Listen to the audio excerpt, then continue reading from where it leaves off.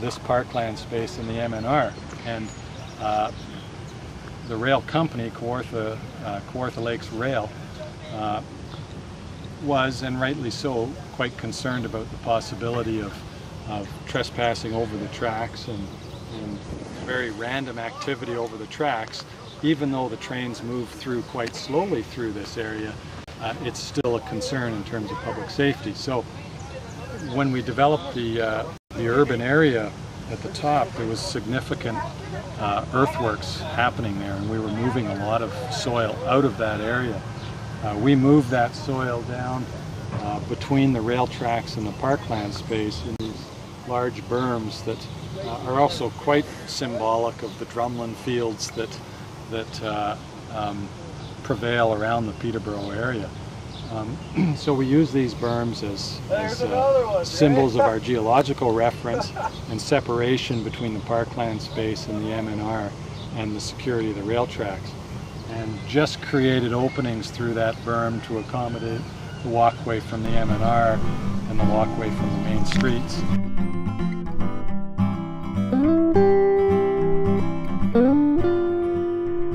The new trail network is a sum of its local partners, and Dave, Sue, and Wendy Fries of Spokes and Pedals Bike Shop have been involved all the way along. I started back in 1975 after I'd worked for one of the other shops for 12 or 14 years, and I started up on my own and quickly got pretty busy with repairs and selling new bikes. There's a lot of different brands at that time, and it was mostly road bikes. The biggest season is probably from the end of March or the first part of March on through to late September is the busiest time. Do that, Susan. Well, the main safety feature is the helmet. They have to be fitted properly. There's the lights, as we were mentioning before.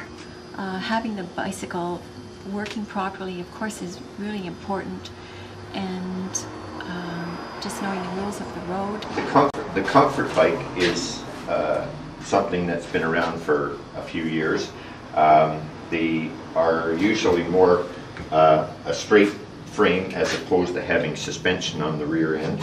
Usually you get shocks on the front to absorb the bumps and potholes on the road. They also come with suspension seat posts to absorb the bumps again. They also have handlebar stems in here that adjust the angle of the handlebars, so there's much wider range of adjustment.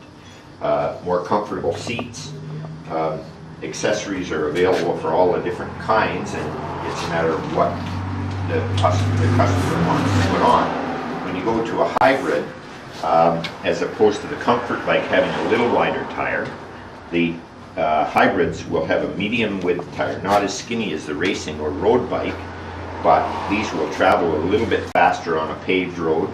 Again, you can get them with shocks on the front fork, shocks built into the seat posts, also the adjustable handlebar stems.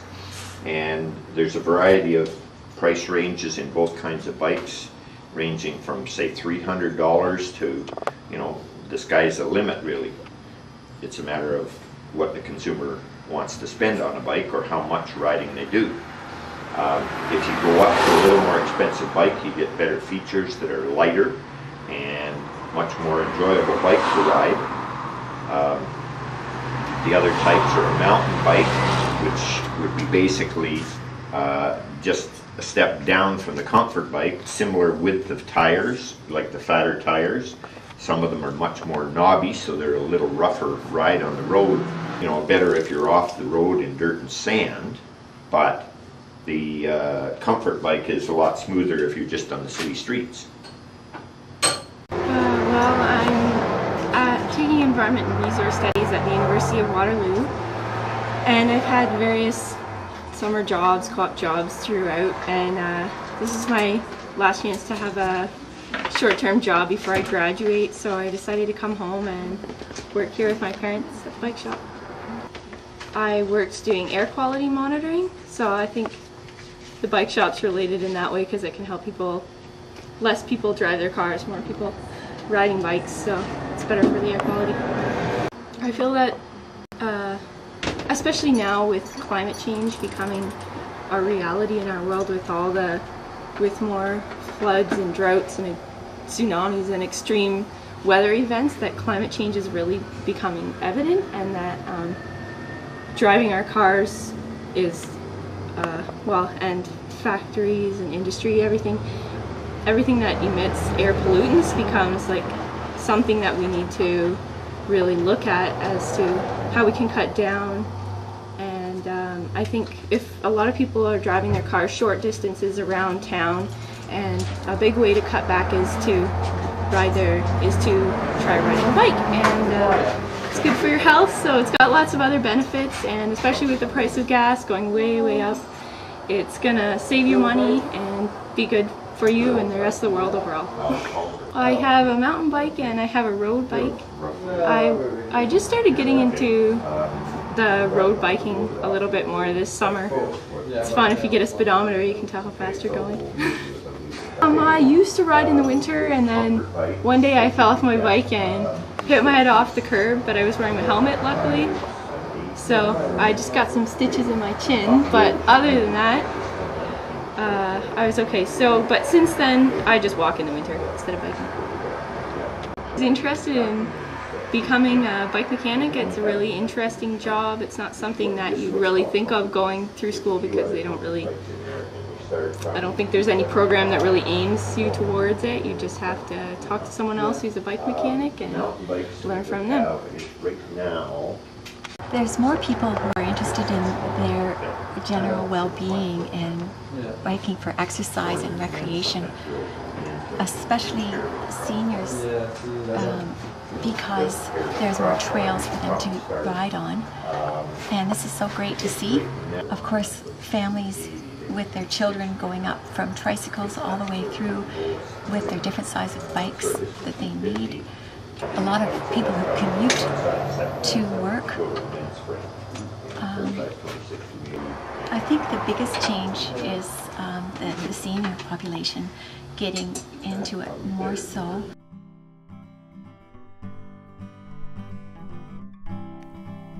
Now here are some scenes from the Peterborough area network within the city, the Rotary Trail Network, and here is a wonderful new bridge at the London Street entrance produced by the city of Peterborough.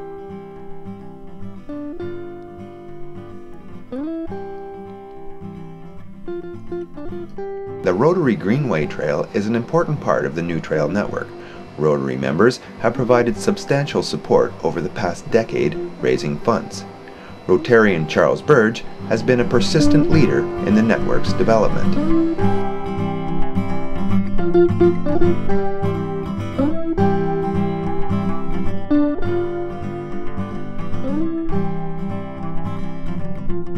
Well, the history of Lakefield, I mean, that dates back to, well, that was part of the idea to have the trail.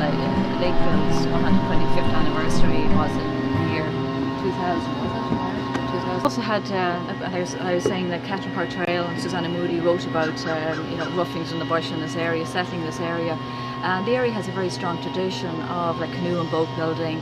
Also, the train used to come into Lakefield from Toronto, bringing tourists and business to the area at the start of the 1900s. It was a really thriving community. It still is, but in a different sense now. Back then, it was very strong tourist industry. There was very strong planing industry. There was forestry. Nowadays, we focus more on the tourist industry, but certainly there's been that history there. There's been that tradition there of people coming to this area for what it has to offer.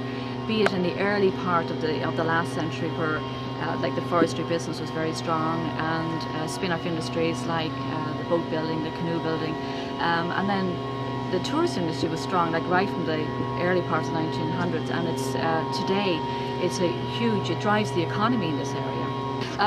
At one point, Lakefield, at the Lakefield Wharf, up to 4 steamboats a day used to leave the wharf, bringing people from areas as far south as the United States, Toronto, to this area and up to the cottages. the last steamboat left the area, the Islinda, left the Lakefield Wharf in 1945. And up to then, like hundreds of people would leave the wharf to travel to their cottage over the weekends. And the railway as well. The railway, like 4 or 5 trains a day would pull into the railway station here in Lakefield. And the railway, interestingly, used to go right through the wharf. So passengers would step off the railway at the wharf and right on to the waiting steamboats, and there could be like 3 or 4 of them waiting there to pick up people, to transport them. And the steamboats also transported furniture. They also brought nepheline from the Neptune mines. Like the trail idea really took off. That was there were several ideas thrown out, and that was one that really. And we weren't sure how we were going to proceed because we weren't sure how much funding we were going to get. So we started planning out different phases of the trail, and while we were doing that, we started writing some letters. One was for the Millennium Grant, and others were to different foundations. And all of a sudden, we knew we had $182,000 from the government, which really started pushing. Yeah, like initially we were sort of thinking it was going to be a small little, maybe a gravel trail, meandering through the village, and we were sort of thinking maybe $10,000, $20,000, $30,000, but by the time we were finished, it ended up being like well over $500,000, and a third of that came from the government. So when we secured that funding, we just thought, well, let's make it a really wonderful trail, and also let's work at getting the shoreline restored along Water Street. I think the first thing was that we did have a walkway along the waterfront, but it was deteriorating. Yeah. It was getting to be a hazard rather than people couldn't use it. So that was part of it. Yeah, and I think it was also a very practical thing for Lakefield. I think it's very much to do with health, sort of personal health and community health. When you have the trail right on your doorstep, you can go out and walk, you can jog, bike, whatever you like. And there's also the sense of like the community health where you meet people. It's healthy for our community, and people will meet and walk on the trail, and it sort of brings the community together. I think in some ways people were hesitant to support it because they weren't sure, where the money was coming from, if it was going to be taken from taxes. But that was in the early stages, and as soon as the ball got rolling and the support was there and people began to see what was happening, things very quickly dissolved, and we've had no problem since. I mean, people are very supportive. This air photograph highlights the scale of the new trail network. It shows Cachuanuka Lake and the trail alongside the Otonabee River.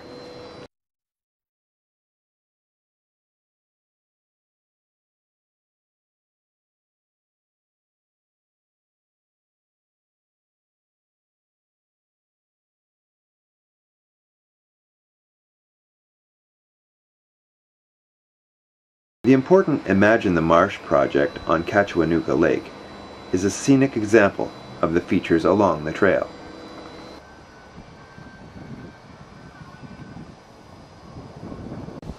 They raised $160,000 in the community, and that was simply through a fundraising campaign. There were some special events as well, some galas and other smaller initiatives, but it was there were corporate donations, so it was a major fundraising initiative in a very small community. In the winter time, people skate here as long as the ice conditions are safe, and for years we've been doing that, and now it was the best kept secret, but now we're sharing it with other people as well. The Speed Skating Oval Committee in Lakefield had last year created a large skating oval on the ice, and we had hundreds of people out here having a wonderful time in the Lakefield Marsh, and it was passive recreation that at its best. This section of trail, it was decided that it would be limestone screenings because rather than a paved surface, it was felt to be more natural next to the wetland. And it's used in the wintertime by people, not just for walking, but when there's fresh snow, cross-country skiing around this point. And there really won't be an intention to ever plow this area with the little sidewalk plow because it's meant to be a more natural area for people to enjoy.